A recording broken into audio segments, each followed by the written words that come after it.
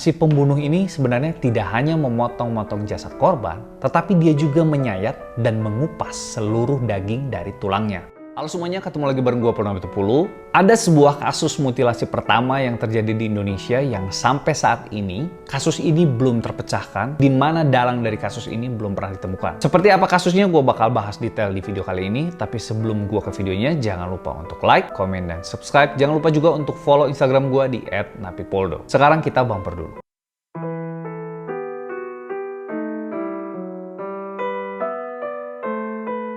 Tanggal 23 November 1981, sekitar waktu pagi hari, warga di sekitar Jalan Setiabudi, Jakarta Selatan, dikejutkan dengan adanya penemuan dua kotak karton yang berisi potongan tubuh manusia. Dus pertama berisi 13 potongan tulang manusia dan satu buah kepala. Sementara dus kedua berisi 180 potongan-potongan kecil yang terdiri dari sayatan daging dan isi perut. Di dalam kedua kardus tersebut, tidak ditemukan dokumen-dokumen yang dapat menunjukkan identitas si mayat. Kasus ini adalah salah satu kasus yang menjadi pionir alias kasus mutilasi pertama di Indonesia. Sejumlah petugas keamanan yang pertama kali melihat isi kotak tersebut awalnya mengira kalau potongan daging yang ada di dalamnya adalah daging sapi. Tapi mereka seketika terkejut karena melihat ada potongan tangan manusia. Potongan tangan manusia itu ikut terbungkus rapi bersama dengan potongan daging yang lain. Tim dokter dari Lembaga Kriminologi Universitas Indonesia segera meluncur ke lokasi untuk memeriksa mayat yang terpotong-potong menjadi 13 bagian. Nah, karena 13 potongan tubuh ini ditemukan di Jalan Setiabudi, inilah yang membuat dikenalnya Setiabudi 13. Nah, ketika tim Lembaga Kriminologi UI ini tiba di lokasi sekitar pukul 8:30 pagi, keadaan mayat sudah mulai membusuk. Diperkirakan pembunuhan berlangsung lebih dari 1 hari. Potongan tubuh ini kemudian dikirim ke Rumah Sakit Cipto Mangunkusumo di Jakarta Pusat. Lalu pada siang harinya dilakukan proses identifikasi dan pemeriksaan lebih lanjut. Hasil otopsi menurut Dr. Munim Idris, salah satu ahli forensik yang memeriksa jenazah tersebut, mengatakan si pembunuh ini sebenarnya tidak hanya memotong-motong jasad korban,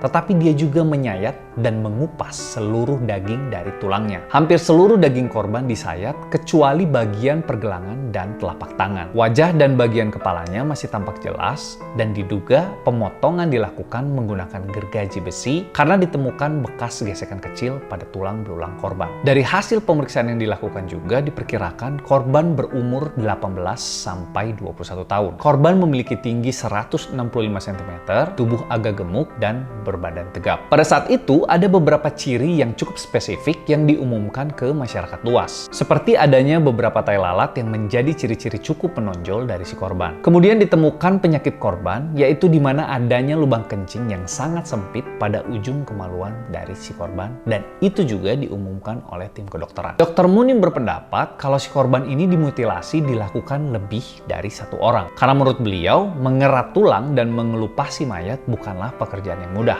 Diperkirakan dibutuhkan waktu 3-4 jam untuk pelaku melakukan mutilasi yang keji ini. Nah, biasanya di dalam dunia kejahatan, mutilasi ini dilakukan dengan tujuan untuk menghilangkan jejak dan mengaburkan identitas korban, supaya kejahatan yang dilakukan si pelaku ini tidak diketahui oleh orang lain. Caranya adalah dengan melenyapkan tanda-tanda vital pada tubuh korban. Tetapi pada kasus ini justru tanda-tanda vital ini malah masih ada. Jadi nggak dihilangkan si tanda-tanda vitalnya, dibiarin aja sama si pelaku. Contohnya, seperti pada bagian kepala, wajah, bahkan sampai si sidik jari korban itu masih ada. Petugas kepolisian pada saat itu mengungkapkan kalau pembunuhan atau mutilasi keji ini dilatar belakangi karena adanya dendam. Hal ini disimpulkan oleh kepolisian karena mayat korban saat itu sengaja diletakkan di tempat ramai supaya kabar pembunuhan ini cepat tersebar. Polisi juga menyebarkan foto wajah korban dan sidik jari korban. Tetapi pada saat itu dan hingga sekarang tidak ada satupun yang melaporkan kehilangan atau bahkan mengenali korban. Sampai video ini gue buat, kasus ini masih belum terungkap siapa pelaku pembunuhan dan mutilasi, dan bahkan identitas korban ini masih belum diketahui sampai sekarang. Kalian mungkin pernah ngedengar ada sebuah kasus di Korea yang kejadiannya kurang lebih serupa, walaupun memang kalau yang kasus Korea ini ada perempuan diculik, dibunuh, terus akhirnya dibuang. Sampai baru akhir-akhir ini, gue kurang inget ya,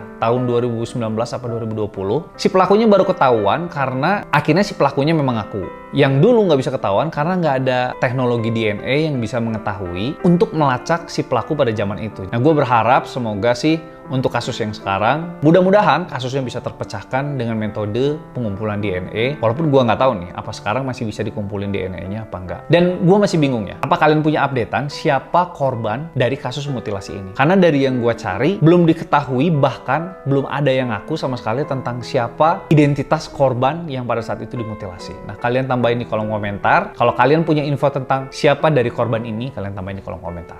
Nah, buat kalian yang suka dengan pembahasan video kayak gini, kalian boleh like channel ini, atau kalian bisa juga subscribe channel gua, dan jangan lupa untuk share video ini ke teman-teman kalian, supaya gua nyampe di 100.000 subscriber. Paling segitu dulu videonya, jangan lupa juga untuk follow Instagram gua di @napitpoldo. Sampai ketemu di video berikutnya. Dah.